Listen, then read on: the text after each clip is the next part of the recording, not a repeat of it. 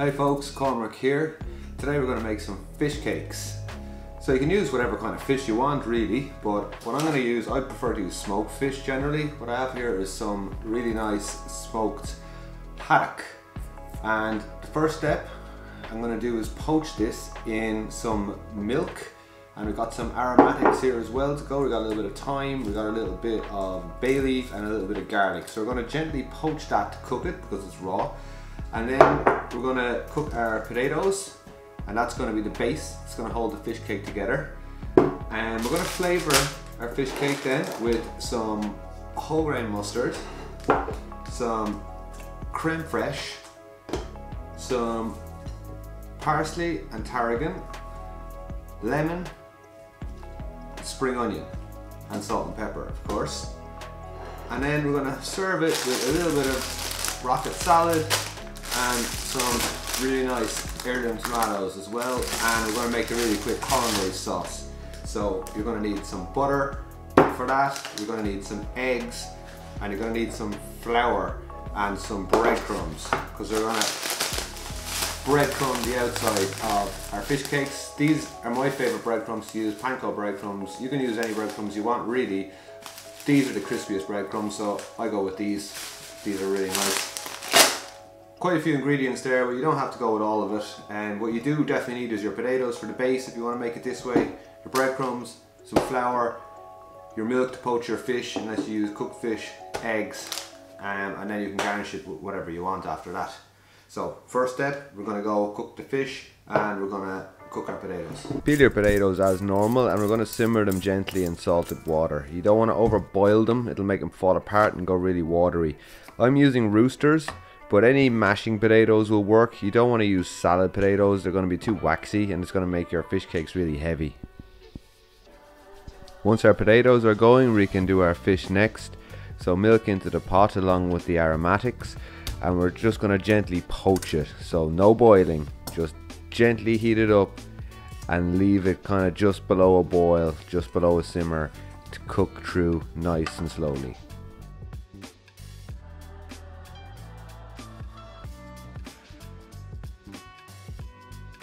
While our fish is poaching, we can start to prep the flavourings we're going to add to our mix, which is going to be our herbs and our spring onions. So we just want to pick off the leaves, trim the spring onions, and our trimmings we're going to put in with the fish in the milk, and they're going to add more flavour to that liquid as well. Cover it with a lid and retain all that heat and just watch the temperature. You really don't want this to boil.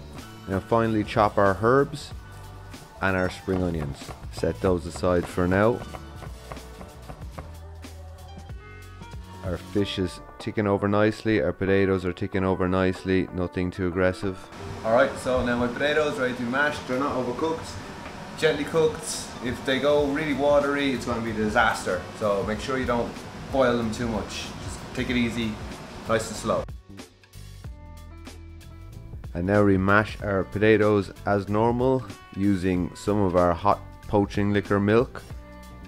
Don't add too much though, you want your potatoes to remain stiff or else it's going to be too soft when you try to shape them afterwards. Now we're going to add our whole grain mustard, nice couple of tablespoons of that.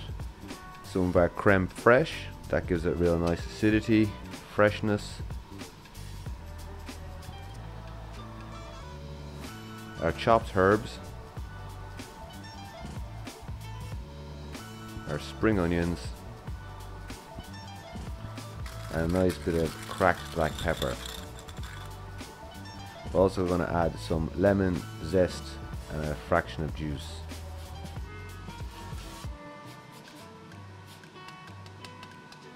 Mix that well.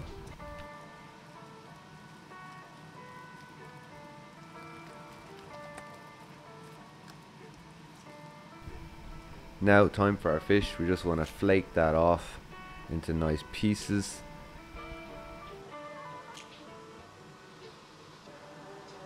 And now we're going to fold that into our mixture. We want to retain those lumps of fish, those really nice big chunky pieces. We don't want to end up with like a smooth mash with just homogeneous fish spread through it. You want to have those lumps in there. Spread it out on a tray and we're going to refrigerate it. It's going to have to be really cold before we can shape it for our next stage. While we're waiting on that to cool, we can start to make our tomato garnish. So chop up nice chunky pieces of tomato.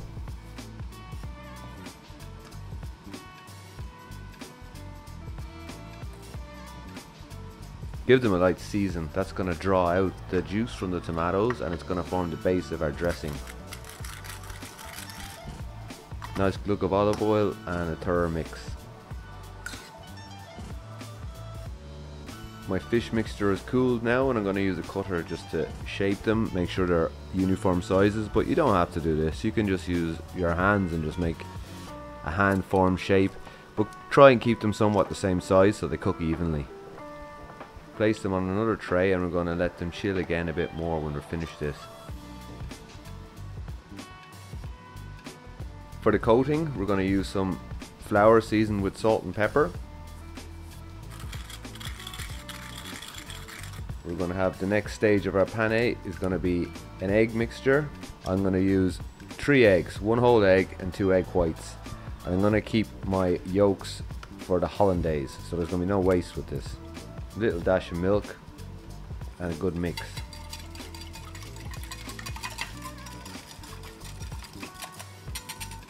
Finally, the last tray is our Panko Breadcrumbs. Very straightforward. Flour, egg, breadcrumbs. So a nice dredging of flour.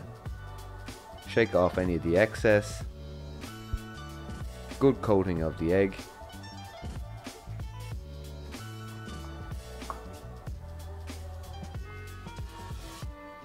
And into our breadcrumbs.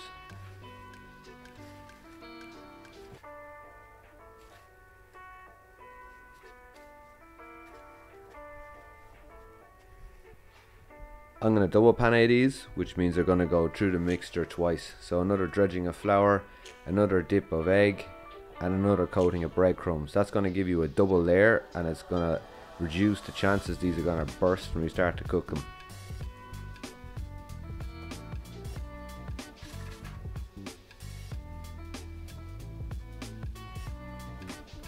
So repeat this with all your fish cakes.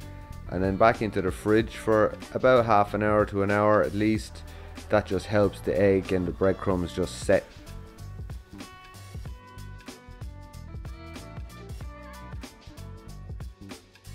So now for our hollandaise, we need a pan to heat our butter.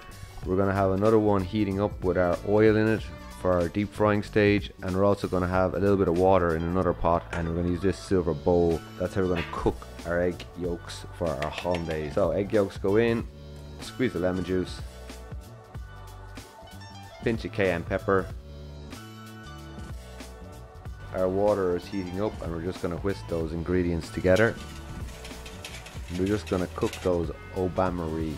So on top of this water, let the steam come up and warm the eggs gently. You don't want it to get over hot at this stage or it's going to scramble your eggs, and they should start to become nice and fluffy. Now once they're nice and fluffy, we can slowly start to add our butter. You want to keep whisking all the time. Now once your butter has been incorporated and you have a nice saucing consistency, give it a taste. If it needs any more salt, if you want it a little bit hotter, with a bit more cayenne perhaps, or a bit more lemon juice for acidity.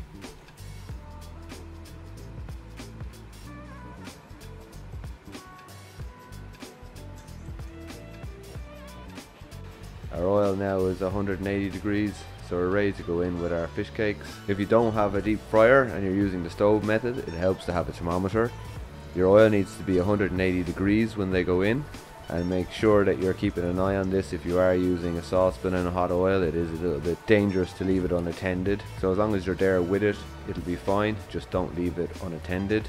Now once they're golden brown, we can whip them out and put them on an oven tray. Depending on the size of your fish cakes, they're going to take another 5 to 8 minutes or so in a 180 degree oven, just to make sure they're piping hot in the middle.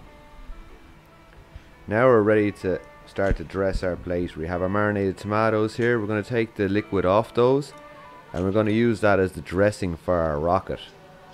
So a nice blob of hollandaise onto our plate.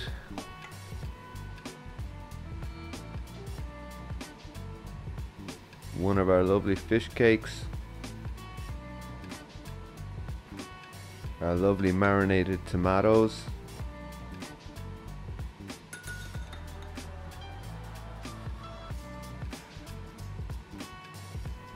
And some beautiful dressed rocket. And that's it. Smoked haddock fish cake, hollandaise, marinated heirloom tomatoes and rocket. Only a few kind of ingredients in the end on the plate, but they all work really well together.